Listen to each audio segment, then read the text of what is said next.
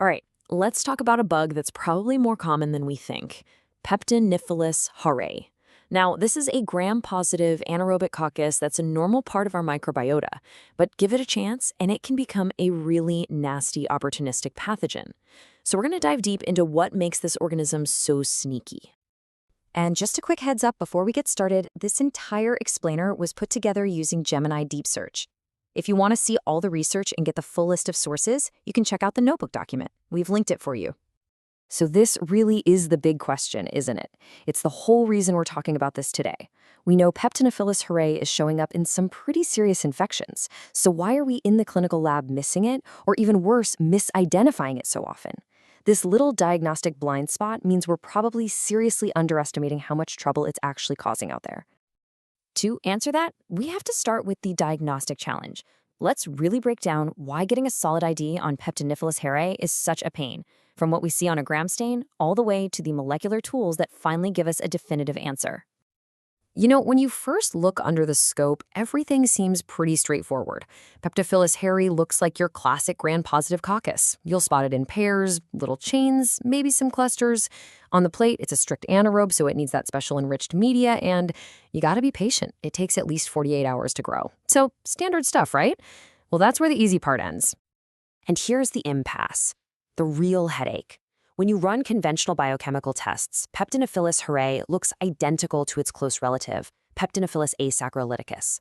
I mean, they're both asaccharolytic, they're both catalase negative, indole negative, you get the picture. Your commercial kits, they just can't tell them apart, and that has led to a long history of misidentifications. So, what's the solution? We have to go molecular.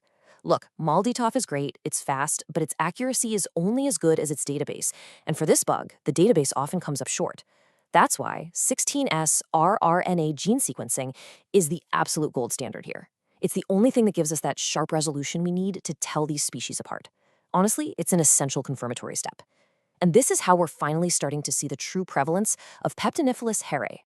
Okay, so now that we're getting better at actually identifying Peptoniphilus harei, the next logical question is, why does it matter so much? Let's get into its clinical impact and see the spectrum of diseases this thing can cause. At its heart, Peptoniphilus harei is a classic opportunist. It's perfectly happy just hanging out on our skin, in our gut, without causing any problems. But the moment our defenses are compromised, say after surgery or some kind of trauma, it jumps at the chance to cause an infection. And one of its key weapons is its ability to form biofilms. These slimy protective shields allow it to stick to tissues and medical devices, making infections chronic and incredibly difficult to clear. And when it does cause disease, its reach is surprisingly broad. It's a huge player in mixed infections of the skin and soft tissues, especially those chronic wounds like diabetic foot ulcers. It's also a really significant and probably under-recognized cause of bone and joint infections. Bacteremia, thankfully, is rare, but when it happens, it carries a high mortality rate. And since it lives in the GI and GU tracts, it's no shock that we find it in intra-abdominal and gynecological infections too. Okay, so we've found it, and we know what it can do. The big question is, how do we treat it?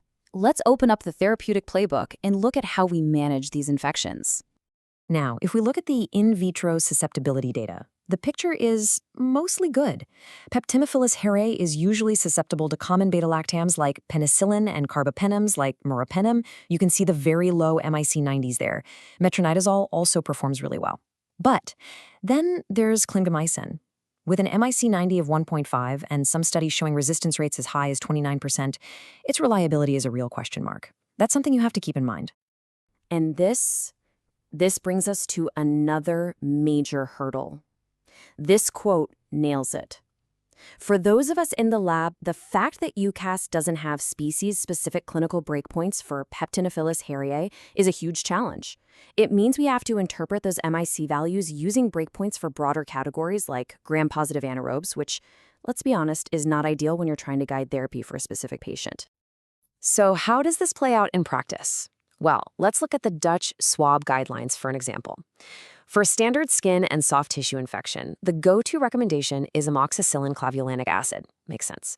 But for something really severe, like a necrotizing infection, they escalate to a heavy-hitting combo of meropenem plus clindamycin to make sure they get that broad anaerobic coverage.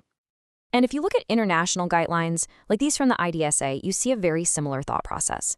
Amoxicillin clavulanic acid is recommended for things like infected bite wounds. But for a severe polymicrobial necrotizing fasciitis, they call for a 3-drug regimen. Vancomycin for gram-positives, pip/tazo for broad coverage, and clindamycin, which is often kept in the mix for its antitoxin effects. So what about for kids? Well, there aren't any specific guidelines just for Peptoniphilus harei in children. Treatment really just follows the general principles for any pediatric anaerobic infection. The most important difference, of course, is the dosing. It's all about careful weight-based calculations, using the same workhorse drugs, amoxicillin clavulanic acid, clindamycin, and metronidazole, just dosed in milligrams per kilogram per day. All right, let's wrap this up by looking ahead. How can we prevent these infections from happening in the first place? And what does the future look like for dealing with Peptoniphilus harei? Because these are usually endogenous infections, meaning they come from the patient's own flora, prevention is all about not giving the bug an opportunity. That means smart surgical prophylaxis with anaerobic coverage when needed. It means strict aseptic technique and really good wound care. And of course, it means managing those underlying conditions like diabetes that can create a perfect opening for an infection to take hold. So the path forward is pretty clear. We just need better tools and a lot more data. We absolutely have to expand our multi-tough databases so we can get fast, reliable IDs. We desperately need large-scale surveillance studies to establish those species-specific EUCAST breakpoints, and we need more prospective clinical and genomic studies to really nail down its virulence factors and resistance mechanisms. And that's where all of you come in. To really build up our collective knowledge on this, please subscribe to the channel. But even more importantly, if you've ever come across Peptoniphilus harei in your lab or your clinical practice, please share your experience in the comments below. This is how we all learn from each other. And I'll leave you with this final question to think about. As our diagnostic tools get better and better, and we finally stop misidentifying this organism, what are we going to find out about the true, hidden clinical burden of Peptoniphilus harei? Just what kind of role has it been playing right under our noses all this time? Thanks for joining me.